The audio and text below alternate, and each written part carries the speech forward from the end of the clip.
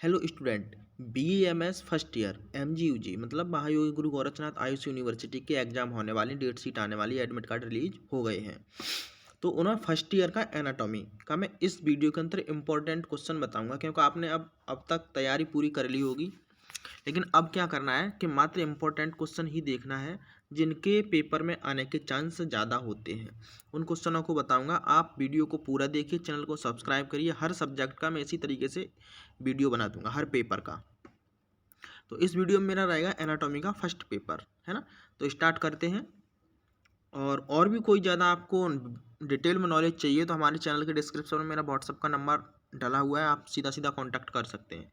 तो भाग क ये इंडेक्स है, आपकी बुक में भी ऐसी इसी तरीके से इंडेक्स होगी। तो रचना शारीर की शरीर शरीर रचना की परिभाषा, तो मतलब ये एनाटॉमी की परिभाषा है, बहुत इंपॉर्टेंट है, याद करनी ही करनी है।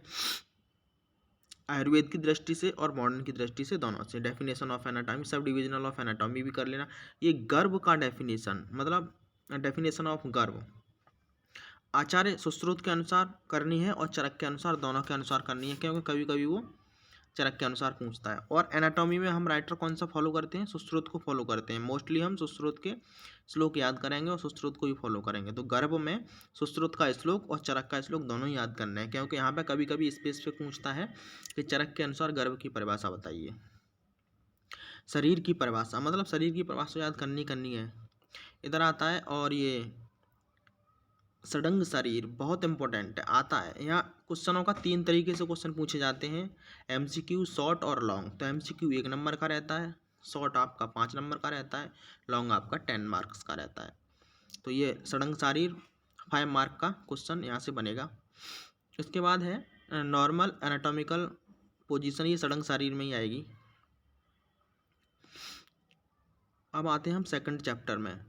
तो यहाँ से आपको शरीर, सारी, शरीरी, तीनों की डेफिनेशन याद करनी है। शरीर, शारीर और शरीरी। शरीर ये आत्मा होता है ना, और शारीर इसका स्टडी करते हैं। ये पूरा अच्छे से दिया हुआ है, एक एक लाइन की डेफिनेशन आप याद कर सकते हैं। और प्रयोजन, आयुर्वेद का प्रयोजन, शरीर का प्रयोजन, षडंग शरीर यहाँ पर भी आ गया है ना, यहाँ था यहाँ पर भी आ गया। षडंग शरीर अच्छे से देखना है। और मृत शोधन एवं संरक्षण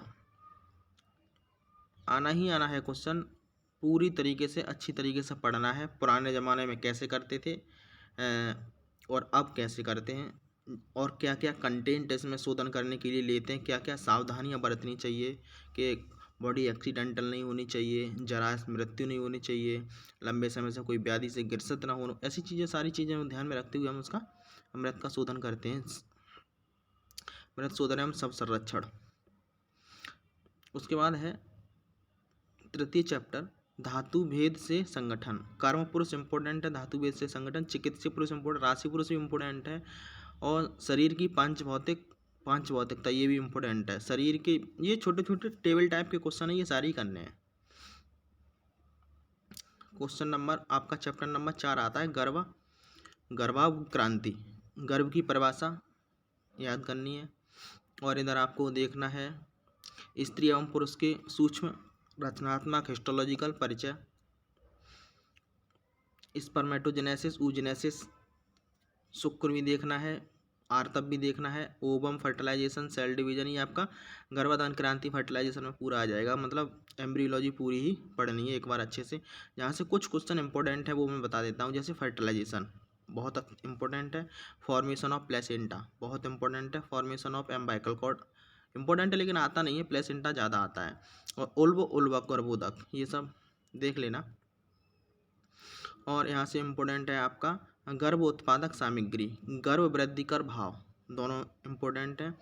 गर्भ विकास, गर्भ का पोषण, ये भी इम्पोर्टेंट है। और यहाँ आपका रहेगा 9 मंथ के जो श्लोक है ना, वो इम्पोर्टेंट है। और यहाँ से एक क्वेश्चन और बनेगा, फीटल सर्कुलेशन। तो टोटल कुल मिलाकर यहाँ से कैसे क्वेश्चन बने आपका, ये तो फॉर्मेशन ऑफ प्लेसेंटा ये हो गया आपका, है ना, ऊपर ही फॉर्मेशन ऑफ प्लेसेंटा। उसके बाद गर्भ वृद्धि कर भाव, उसके बाद गर्भ उत्पादक सामग्री, उसके बाद आपका रहेगा फीटल सर्कुलेशन। 3-4 क्वेश्चन यहाँ से इंपॉर्टेंट बनते हैं। अब ये है प्रमाण सारी, तो अंगुल प्रमाण, अंजलि प्रमाण, भाई ज़्यादा नहीं है, मर्म में देखा जाता है। अंगुल प्रमाण कितना है, अंजलि प्रमाण, इसमें कुछ गिने चुने क्वेश्चन है, देख लेना, और कुछ ज़्यादा है नहीं यहाँ से। अब आएगा अस्थि शारीर। अस्थि शारीर में क्या है कि अस्थि का परिचय परिभाषा देखनी है, और यहाँ से अस्थियों के कार्य, भेद, प्रकार, सारी चीज़ें ही इम्पोर्टेंट हैं। नॉर्मल सा परिभाषा ही देखनी है। अब यहाँ से हम करते हैं कौन कौन सी बॉन इम्पोर्टेंट है, ताकि आपके पेपर में आ जाए। अलेना बॉन काफ़ी पूछी जा रही है, 2-3 साल से मैं देख रहा हूँ। तो आपको करना है क्लेविकल, स्कैपुला, ह्यूमरस और अल्ना, इतनी बॉन इम्पोर्टेंट हैं, कर लेना। बाकी कर सकते हो तो ये भी बाकी भी कर लेना, है ना, लेकिन ऊपर की 4 बॉन ज़्यादा इम्पोर्टेंट है। उसके बाद है आपका जॉइंट। जॉइंट में देखना आप, सॉरी, लोअर लंब की बॉन, तो फीमर और टिबिया फिबुला। फीमर ही ज़्यादा इंपॉर्टेंट है, हिप बॉन इंपॉर्टेंट है लेकिन आएगी नहीं, फीमर आती है मोस्टली, नहीं तो अपर लिम्ब में मोस्टली पूछ के रख देता है वो। अब यहाँ से देखते हैं बॉन ऑफ ट्रंक, तो यहाँ से कुछ नहीं आएगा I think. Bon of skull, ये भी कुछ नहीं आता है। बाकी एक बार पढ़ तो लेना ही, बाई द वे आ जाता है तो निकलना नहीं चाहिए। वैसे ज़्यादा कुछ यहाँ से इम्पोर्टेंट है नहीं, क्योंकि बॉन सीधा सीधा लॉन्ग बॉन पूछता है। और आपका है संधि शारीर। संधि शारीर मतलब जॉइंट। जॉइंट की यहाँ से आपको देखना है, श्लोक है एक, अस्थि संधियों का सामान्य संरचना, ये देखनी है। कार्य देखना है, प्रकार, भेद, आयुर्वेद की दृष्टि से। उसके बाद मॉडर्न की दृष्टि से भी देखना है। स्नायु 900 होती हैं, ये स्नायु की संख्या, MCQ वहाँ से बनेगा। स्नायु के कार्य, ज़्यादा कुछ है नहीं, आराम से पढ़ सकते हो। आप देखना है जॉइंट अपर लिम्ब में। अपर लिम्ब के जॉइंट यहाँ से सबसे मेन इंपॉर्टेंट जॉइंट है आपका शोल्डर जॉइंट, एक्रोमियो क्लेविकुलर जॉइंट और स्टर्नो क्लेविकुलर जॉइंट, दोनों ही देख लेना, तीनों ही देख लेना। एल्बो जॉइंट भी देख लेना। रिस्ट जॉइंट का कोई ज़्यादा क्लियर नहीं है, और रेडियो अल्नर जॉइंट भी आ सकता है। और लोअर लिम्ब में knee joint, very very very important of knee joint, और hip joint, knee joint, hip joint, दो ही इंपॉर्टेंट है, बाकी देख तो सकते हो आप, कैपेसिटी है तो आप सारे ही देख लो। उसके बाद आप यहाँ से रहो सिरा। धमनी सिरा और स्रोतस में डिफरेंस एक बार अच्छे से देख लो। धमनी सिरा, स्रोतस में डिफरेंस, ये आपको देखना है, और कुछ नहीं है, ये डिफरेंस आता है। डेफिनेशन आएगी, कार्य आएगा, धमनी सिरा स्रोतस में डिफरेंस आएगा, बस। अब यहाँ से लिम्फेटिक सिस्टम डक्ट में थ्रोटिक डक्ट, राइट लिम्फेटिक डक्ट,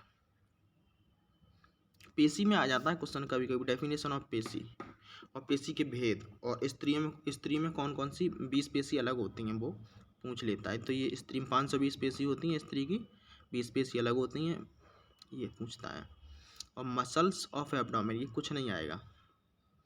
पढ़ने की दृष्टि से आप पढ़ सकते हो, लेकिन पेपर की दृष्टि से बहुत कम इम्पोर्टेंट है। Muscles, facial experience, eye wall, eyelid, कंडरा, सला, जाल, कूर्च, रजा, जसेमनी, संघा, सीमंत, एक बार देख लेना है इनका डेफिनेशन, ये बहुत इंपॉर्टेंट है। MCQ महत्वपूर्ण लघु प्रश्न पेपर, ये आपके लास्ट में दिया होगा कॉपी के, है ना।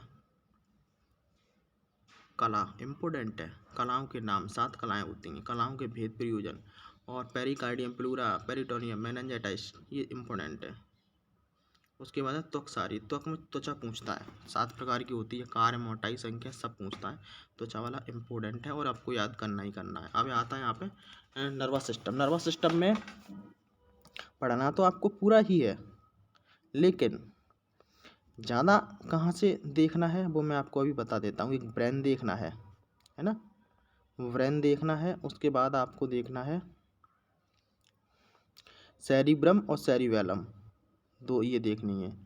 और नर्व कौन कौन सी देखनी है, सियाटिका नर्व, नर्व तो 9 नर्व होती हैं, सारी देखनी है।